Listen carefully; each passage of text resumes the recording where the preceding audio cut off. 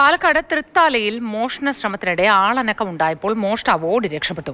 തൃത്താല മലമൽക്കാവിൽ താലപ്പൊലിക്കുന്ന് സ്വദേശി മണികണ്ഠന്റെ വീട്ടിലായിരുന്നു മോഷണശ്രമം. മോഷണശ്രമത്തിന്റെ CCTV ദൃശ്യങ്ങൾ പുറത്ത്.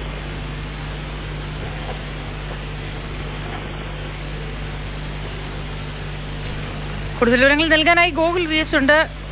ഗോകുൽ, എങ്ങനെയായിരുന്നു ഈ ശ്രമം നടത്തിയത്? ഒന്നും മോഷണം പോയില്ല അല്ലേ?